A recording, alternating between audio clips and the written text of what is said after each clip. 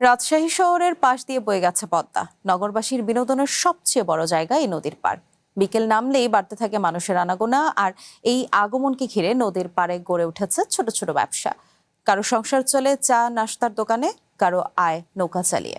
নগদ নিয়ে এলো হার না মানা হার অফার। সর্বনিম্ন 10,000 টাকা রেমিটেন্স নগদে পাঠালে থাকছে স্বর্ণের হার জেতার সুযোগ।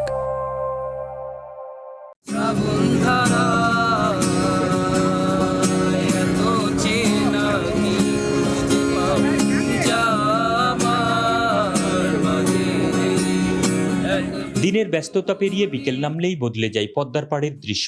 কর্মব্যস্ত শহরের মানুষ তখন ছুটে আসেন একটু স্বস্তির খোঁজে। কেউ পরিবার নিয়ে, কেউ বন্ধুদের সঙ্গে, কেউ নদীর পাড়ে বসে নির্মল বাতাস উপভোগ করেন, আবার কেউ নৌকায় চড়ে ঘুরে দেখেন পদ্মার বিস্তীর্ণ জলরাশি।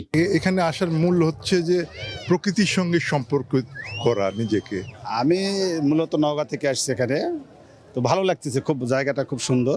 শহরের যান্ত্রিক জীবন, আর বিকেল হলে আমাদের এই টিবাদ মনে হয় যে জনসমুদ্রে রূপান্তরিত হয়। নদীর যে আবহাওয়াটা ওটা অনেক সুন্দর। মানুষের এই আনাগোনাকে ঘিরে নদীর পাড়ে তৈরি হয়েছে একটি ছোট্ট অর্থনৈতিক বলয়। বিকেল হলেই বসে অস্থায়ী নানা দোকান। ফুচকা, চটপটি, মুড়ি ভাজা সহ নানান খাবারের দোকান কিংবা খেলনা নিয়ে প্রস্তুত থাকেন ব্যবসায়ীরা। দর্শনার্থী বাড়লে বাড়ে বিক্রি, আর সেই আয়ে চলে অনেক পরিবারের সংসার। আমরা তো বয়ন দিয়ে ঝালমুড়ি বিক্রি করি, না আগে রাখতাম খাইলাম, আমার আপুরা ভাইয়ারা আছেন তানজিলা খেলার ভাইরাল ঝালমুড়ি খেয়ে যান। কসমেটিকের দোকান দাও আমার প্রায় 5 বছর অনেক উন্নত হয়েছে মুক্তমঞ্চের। এটাতে আমার সংসার চালাতে কাজে লাগছে। আমার 2 ছেলে 1 মেয়ে বিয়ে দিয়েছি ব্যবসা করে, বিজনেস করে। পদ্মার পাড়ের সবচেয়ে আকর্ষণীয় আয়োজনগুলোর একটি নৌকা ভ্রমণ। বিকেল বাড়ার সঙ্গে সঙ্গে নৌকার চাহিদাও বাড়ে। পরিবার, বন্ধু কিংবা প্রিয়জনকে নিয়ে নদীতে ঘুরতে বের হন অনেকে।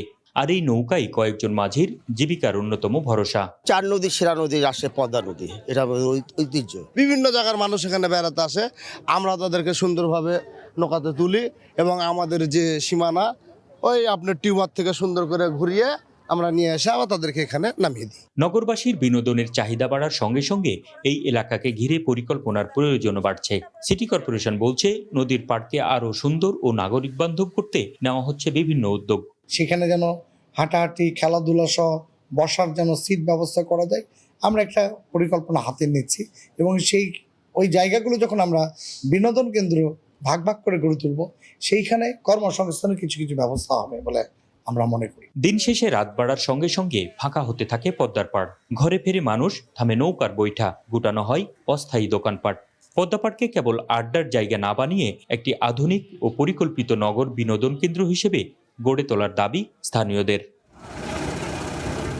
Ahsan Habib, Apu, one news, Rajshahi.